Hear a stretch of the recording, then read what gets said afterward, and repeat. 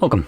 In front of me is a Samsung Galaxy Flip FE7, and today I will show you how you can hard reset this device through recovery mode.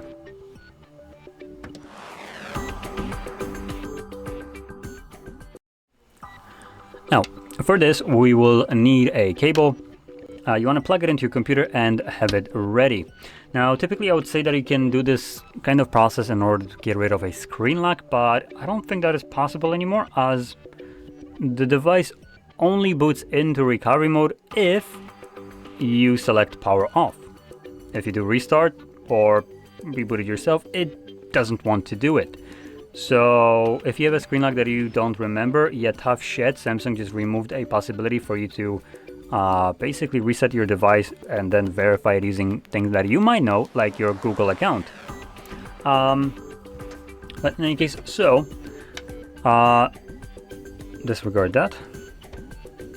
So we're gonna swipe down from the top right side corner and then select the power button and power off. That's one way. I believe the second one is you can actually just hold power button and the volume up, right? Nope, just power button. Nope, it's Gemini. Anyway, I can't be bothered to figure out what Samsung now uses as a power button instead. So I'm gonna use this, as it's just much simpler. So we're gonna choose power off. And when the device turns off, you then want to hold your volume up, power button, and when you begin holding them, grab the cable, plug it in. So I'm holding it right now, plug in.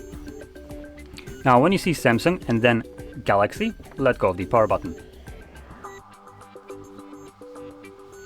This boots us into recovery mode. We can now get rid of a cable. It was only needed to actually get us into recovery mode, and it's just Samsung being Samsung.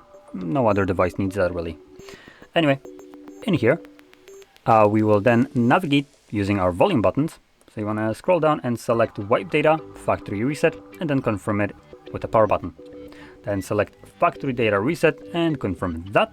You will see at the bottom it's wiping data and then data wipe complete. When it gives you the data wipe complete, reboot system now is selected by default, so we're just going to press power button once more. This will reboot the device and continue resetting it in the background.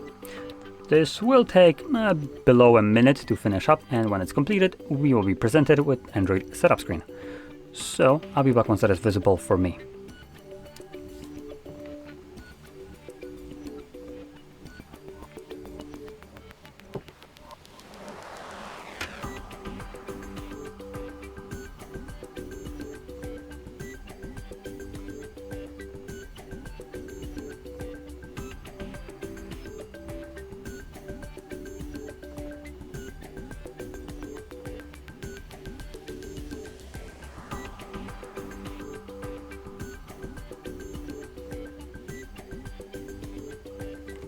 And you can see the process is now finished, and you can set up your device however you like.